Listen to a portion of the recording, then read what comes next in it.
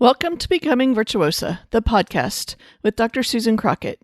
You are listening to episode number 20, Living with Complexity, an interview with fellow certified life coach Margot Hanley. This episode is dedicated to all my LGBTQ patients, friends, and family. I love you all. Welcome to Becoming Virtuosa, where women learn to love their lives. Do you find yourself frustrated by society's expectations? Looking for practical advice on how to discover your talents and level up your life? You found the right place. Here's your host, U.S. News top doctor, robotic surgeon, and certified life coach, Dr. Susan Crockett. Well, hello, my virtuosas and my virtuosas in training. It is a beautiful, warm, hot day in Texas, and I am coming to you to talk with you about a really cool topic today. It's about being comfortable or learning to live with complexity in life. I am your host, Dr. Susan Crockett. I am a physician, but we are not practicing medicine today, so you can call me Sue. We are having Girl Talk today with my friend Margot Hanley, who is one of my coaches from Virtuosa Coaching. And before we get started, I wanted to share with y'all a story that happened with me this week. Actually, last night, yesterday afternoon, my house got broken into. It's so strange. Like, it's not my main house, and this may sound a little bit snooty, but if any of y'all were following me during April of 2020 when the COVID outbreak was happening, I did a live Facebook series for the whole month of April. I did daily live Facebook videos, and they were called Coffee with Crockett. If you want to watch them, you can go to Facebook and hit hashtag Coffee with Crockett. They're all still sitting there, most likely, probably. When I was doing that, there were a couple times that I videoed or did the broadcast from what I lovingly refer to as my crappy little lake house. So I'm very aware that not everybody has a house, much less a crappy little lake house. It is actually a really cute, very old little cottage, and it sits on a very high cliff overlooking a lake. So the view is fantastic, but this little house is like 700 square feet, like not very much. And it's kind of my she shed. I go out there when I need a place for peace, where I need to reflect. There's no TV or internet out there. When I did the broadcast, I hit my phone with the cellular to be able to broadcast from there. So it's a place where you can kind of unhook and unwind. And this week, my daughter went out there to just check on something midweek, and she's like, Mom, I think somebody's been in the house. The door on the side of it was unlocked. She's like, you don't do that. And I was like, oh no. So I went out there yesterday afternoon, and sure enough, it was broken into, and there's not a lot to steal from it because it is pretty quaint. But there was a speaker, my wireless speaker that they took. There was a space heater that they took. They took 3 blankets. There was a blanket on the bed. They actually took the blanket out from under the quilt that my mom had handmade for us, which is precious to me, and didn't touch the quilt. They didn't ransack the place. They took a couple little canisters and left their trash around, and there was like McDonald's trash in the trash can, and they ate all the food and drinks that were there, which was only like water and White Claws and I think a couple beers my husband had there, but it was just so strange. They had very carefully like slit the screen to lift the hook up so they could get in. They stole keys off of a key ring. Like, they left the cork key ring, but stole the keys off of it. And they didn't use the keys for where they went. It was like they were trying to get back into the house. So there was this really strange feeling that I had, this feeling of being violated, and that somebody had been in my house and I didn't know who it was. I'm pretty sure it was a younger female, just by some of the clues they left.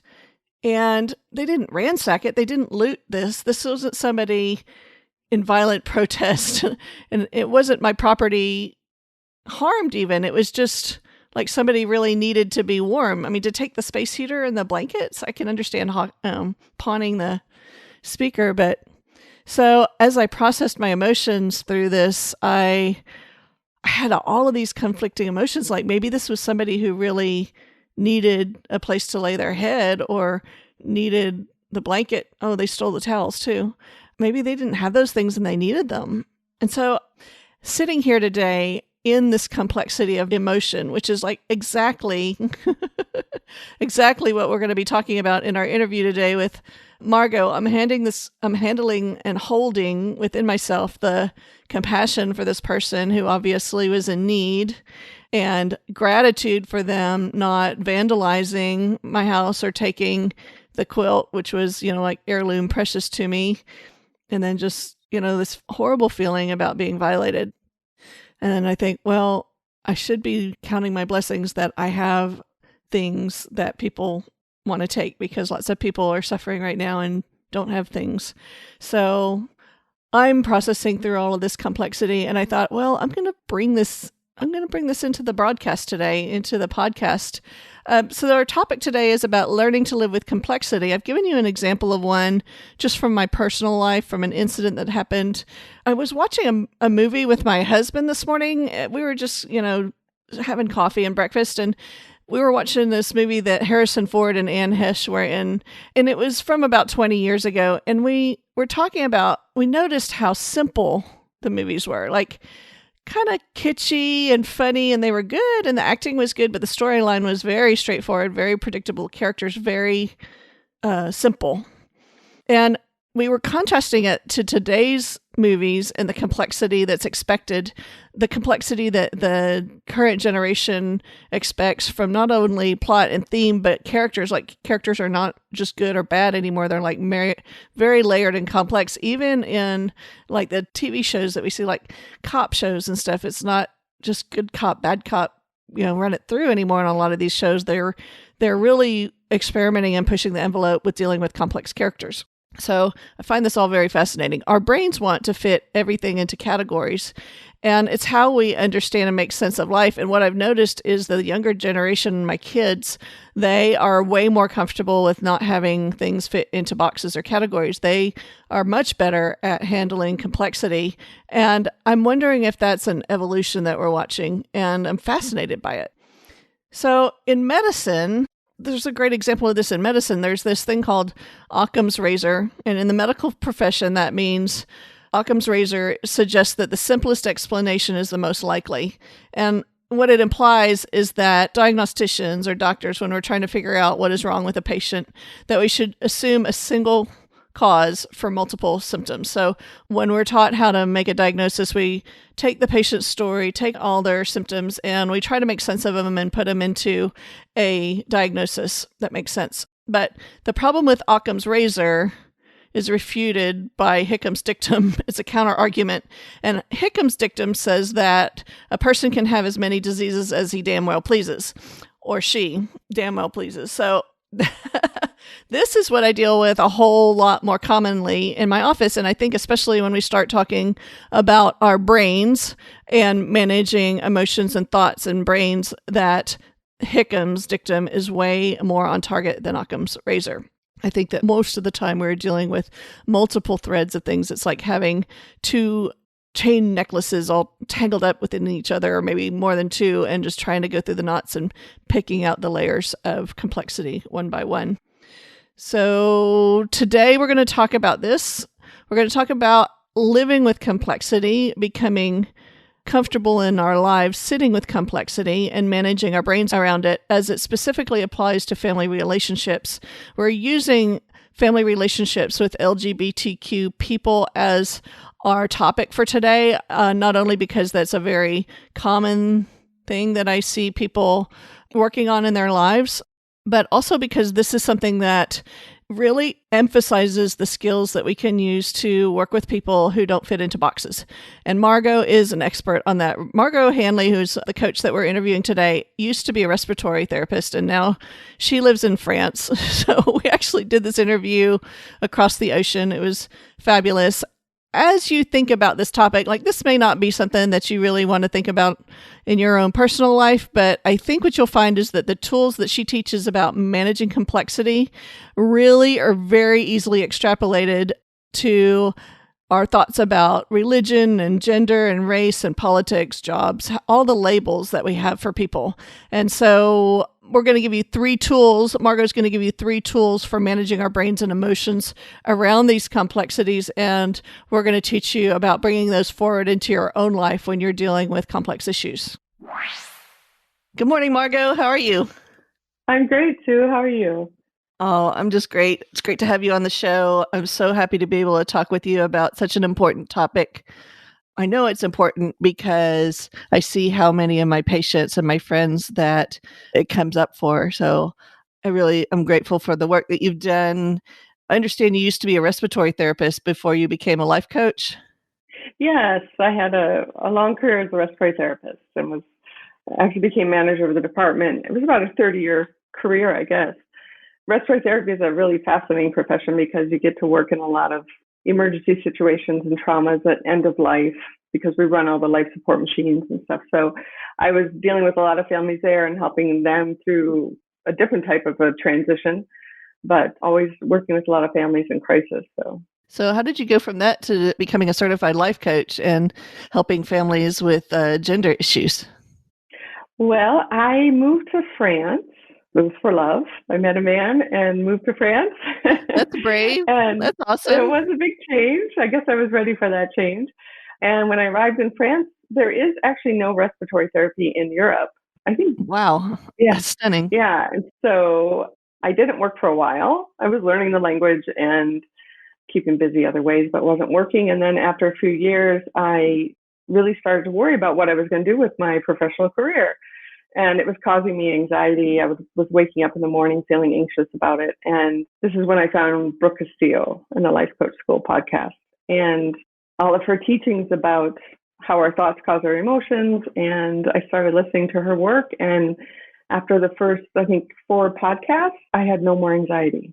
It was very powerful. That's amazing. Yeah. So then you decided you were going to teach other people how to do that, huh? Exactly. I thought I need to share this with more people.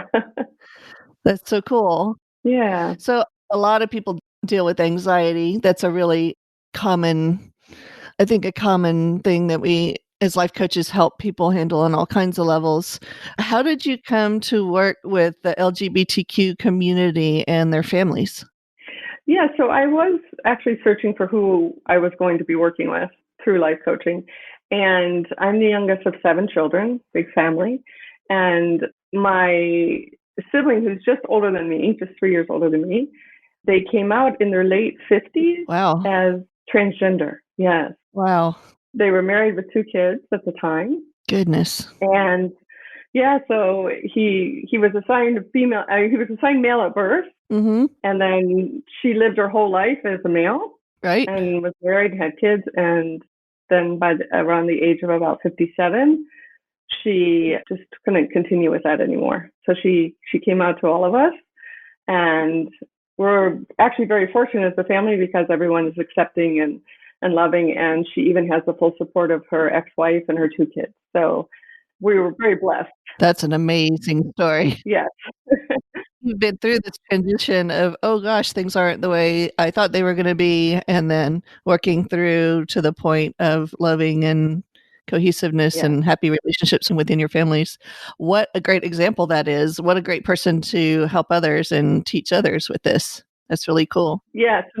And as I started to dive into the whole subject and became a member of many Facebook groups and support groups, I really realized how family members and parents of gender changing people really need the support. Yeah. It's very much a struggle. Yeah. Yeah. So the work that you do, is it mostly with gender transition or gender changing, or is it also with the lesbian, gay, bisexual, all of that too? Yeah, I've actually had parents from all the LGBTQ community come to me for help. So I worked with people with changing sexual identities and gender identities and all of that. All of it. So what is it like when they first come to you for coaching? What does that look like, and how do you approach helping them? Well, one of the first steps that I usually take with most parents is that showing them that one of the first things that really can help them in acceptance and moving forward and finding their footing in this new change is to educate themselves. I bet you have some really good resources for that. Yes, yeah. And so what happens is because it's such an emotional, challenging change for a lot of parents that they tend to just be grasping out for different support groups and different people for information, but really educating themselves with books and some good websites. Like one of my favorite is the Gender Spectrum. The Gender Spectrum? Okay. Yeah, it's a really good website. We'll make sure we put that in our footnotes for the podcast so people can find that. Tell me a little bit about that. It's a website with a great depth. They have support groups for gender changing children and also for parents and for professionals. Wow. They also have lots of resources for as far as books to read and resources to help you when you're dealing with your schools and how to have those meetings with the administration, how to deal with family members, how to inform people, and working with religions. And it's a really well-developed site with a lot of really good resources. Cool. It's one of my favorites. Yeah. So the families that are coming to you are already looking for ways to integrate the reality of their kids' choices into life. Like they're already accepting that their kids are the way they are. They're not coming to you to try to change that circumstance. They're already aware that the circumstance is what it is, and they're trying to figure out how to navigate that relationship. Is that right? Yeah, pretty much they're all accepting of the change. I don't have any parents who are refusing their children's new identity. Yeah, because they wouldn't come looking for you. They're specifically coming to you to help with the integration part. Okay, yeah, cool. All right. And so, so I start with, making sure that they have some good educational resources and that they, because that helps to really demystify a lot of things for them, and that helps them to have a good base. That's awesome. What are some of the common thoughts that they come in with, and how do you help them integrate into a thriving relationship with their child? Well, I hear a lot, like parents will come in and they'll think that, I'm never going to be able to fully accept this. And yeah, it's so hard. Think positively. Right. And they think that they're being a bad parent. They'll tell me things that they've done or said and think, does that make them thinking and feeling this way? Does this make me a bad parent? And so they're judging themselves, and they may be members of different Facebook groups, and they'll see other parents who are posting positively. Yeah. And, they'll think, oh my gosh, am I ever going to get there? I can't do this. So basically I'm teaching them a lot about the human brain, about how there's nothing wrong with them. It's just the fact that they have a human brain, and how we can actually manage our thoughts and our thinking. And that also helps us to manage our emotions, and that everything that the brain is producing for us is not factual. It's just thinking. Right. It's just thoughts that come a lot from our programming and from our past. And so you're not telling them like how they should be or what they should think. It sounds like you're just revealing to them their thoughts and helping them see their brain and how it's working and giving them that power. Is that right? Right. So tell me a little bit about how you work with them with their brain and show them their brain. What is that like? Okay, well, parents sometimes get really stuck in the ways that they are thinking and believing. Right. And so we're never taught that we can all of our thoughts are actually choice, and we can choose to think and believe differently. I know. I didn't learn that until I went through the life coach school like just 3 years ago. Right. We aren't taught in our society to really understand how to look at our brain and how to manage it and how to think. So you're getting right at the basics of life coaching. Yeah, and those parents that feel stuck and feel like they're never going to get there, can I really do this? Can I fully accept this and move forward positively? This is really the crux of the work, is showing them that. So the human brain was designed to repeat the same patterns and to protect us from change. Anything that could be construed as danger to us. Yeah, the danger human brain. resists it. Right, it resists that. And so it's going to keep bringing up your same thoughts to keep you doing the same things, to keep you comfortable and safe. And so when a big change like this comes into your life, your brain is going to be creating thoughts that fight against that. Of course. Fight against accepting it. So there's nothing wrong with you as a parent or as a person when you struggle to accept a change and to really get behind it. It's just that you need to learn how to manage your mind, manage your thoughts, and how to move forward and how to create that change in your life. And everybody can do it. That is so cool that you do that for these families. Talk with me a little bit about the complexity of the gender spectrum, because that's one of the things that I find really interesting. Like I don't even want to say that, our generation. Exactly. But there are a lot of people in our country and in our world who think in terms of black and white. And we were brought up thinking that there are only two choices and everybody falls into one or the other Right. with rare exceptions. But now our kids' generation, the millennial generation, they're dealing with sexuality on a totally different playing field. Can you talk with me a little bit about that? Yeah, both in sexuality and gender, there's a broader spectrum than what we were raised with, right? And the human brain, it does like to connect to either black or white. It wants things concrete. It wants things clear, Right. and it feels secure in that. And so when we look at our children or the younger generations, and they are expressing different sexuality, there's pansexuality, right? There's people who are asexual, pansexual, bisexual, a lot of different sexualities. And same with gender. There's a lot of gender fluidities. You can be gender fluid, you can be transgender, you can be bigender. There's even more labels and more names and more identities than what I've mentioned. And so for many of us, that's a big challenge for our brains to wrap around. And one of the skills that we can develop is being able to realize that our sense of comfort and our sense of security comes from within. It doesn't come from external. So we don't have to look outside of us for a sense of certainty. So we don't have to have everything in the right boxes to feel comfort. Right. And so what happens when some people are transitioning from and looking for their true, let's say, gender identity. I have one client who actually came to me with this problem. She said, my child came to me and said that they were a boy. They wanted to be a boy now. We went through a name change. We changed pronouns. We went shopping, got all the clothes and the binders and did all this. And, now it's 7 months later and I came downstairs and he had painted his fingernails and was wearing makeup. And the parent was like, are they sure? Does this mean they don't know?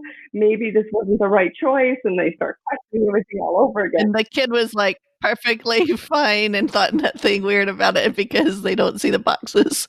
They're just being themselves. Yeah, and they're just going through their journey and kind of exploring and trying to, find their new gender identity and exactly what it means for them. And now actually, too, people are expressing gender differently. Yeah. There's so many different ways to express it. And so, yeah, that can be a real challenge for a lot of parents. So helping them learn to handle complexity is that's the second really important skill that you teach them. Yes, right. Which then they can take that skill into all areas of life, because whenever there's uncertainty, we struggle, right? And so through many things, like even the COVID-19, right? Things were pretty uncertain. Yeah. So when you develop this skill and you realize that strength and stability comes from within you, you can apply it to every area of your life. That's so cool. Our listeners will love that. That's really awesome. All right. Talk to me a little bit about game face and the stiff upper lip. Like the people that come to you that are like, I'm just going to grin and bear it through it. I'm going to smile and I want to be supportive of my kids. So I'm going to just grit it out. Talk to me about that and what you do to help them. Okay. Yeah. So oftentimes the parents are feeling like they're supportive of their kid. They're not ashamed of their child. They're supportive. They love that their child can express themselves as they wish now in their lives, but they still have inner struggle within themselves over many issues, right? About accepting the change and moving forward. And sometimes it's letting go of dreams they had for their child going forward, the wedding they pictured, they imagine, they don't know what to imagine anymore. And so they struggle with letting go of all that. And so what many of them do, though, is when they don't know how to manage their minds and their emotions, they just tend to suppress it. Right. And they just want to put on the game face. I'm going to show up for my child. I'm going to be positive. I'm going to hide my fears. I'm going to hide my worries.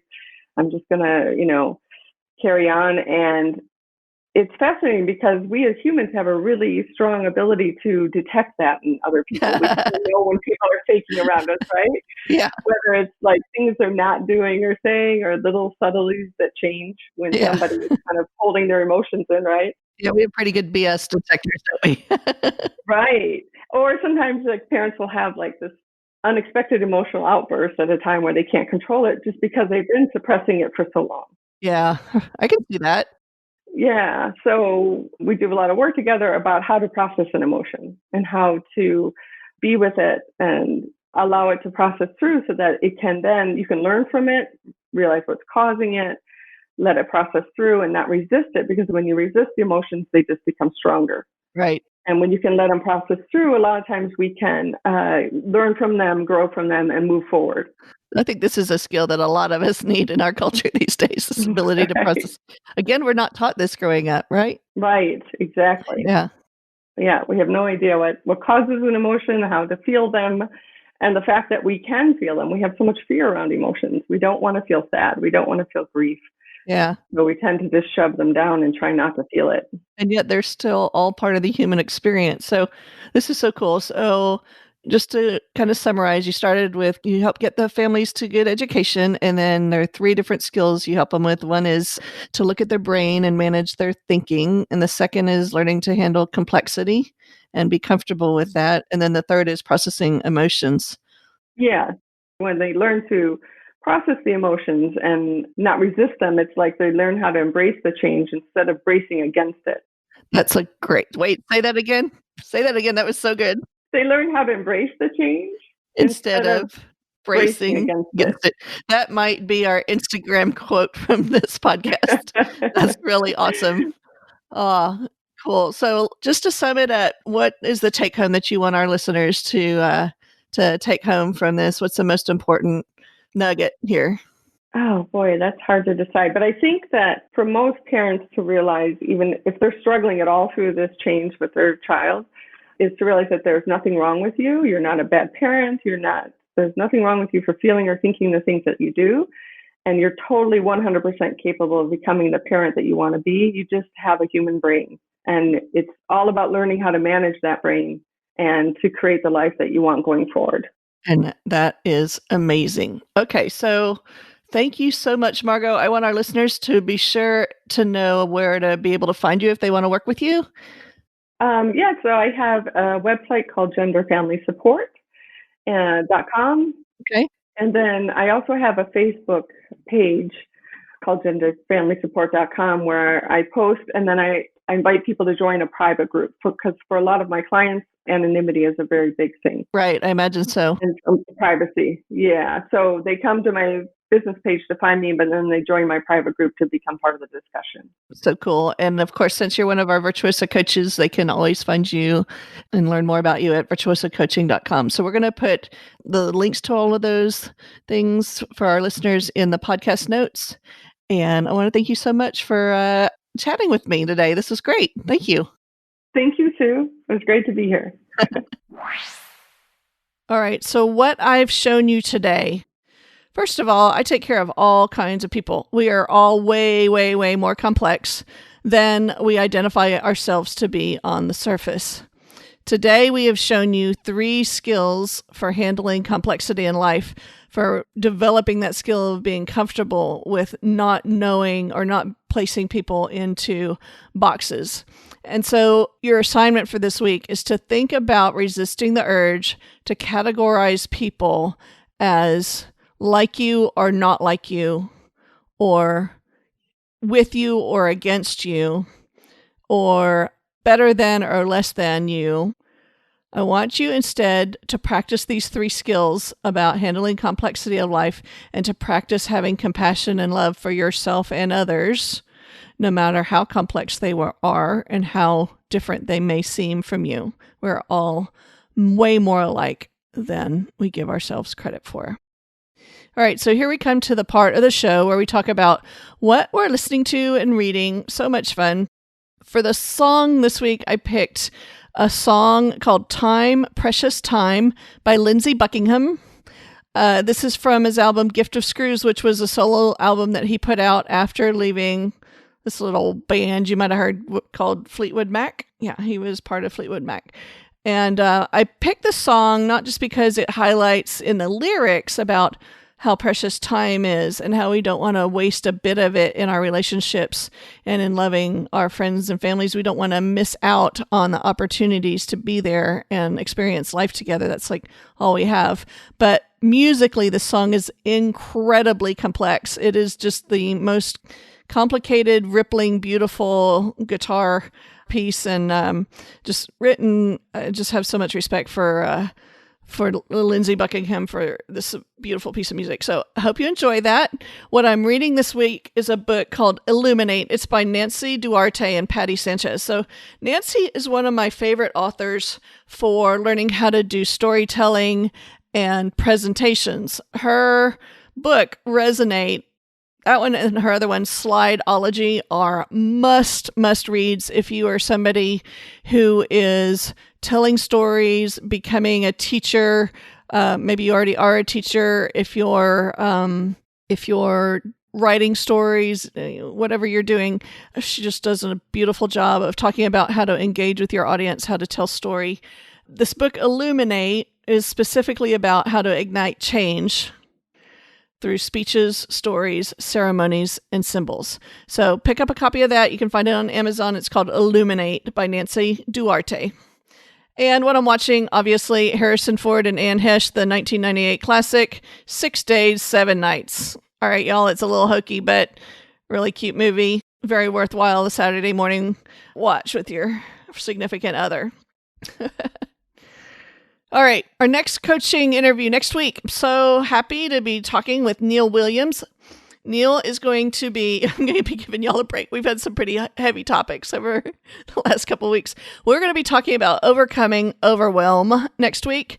I know this is going to be hugely important for a lot of you. A lot of us are struggling with overwhelm with the current circumstances in our world. And I would highly encourage you to share this podcast with your friends who may be experiencing overwhelm. It comes out next Wednesday. And I want to thank you for listening this week.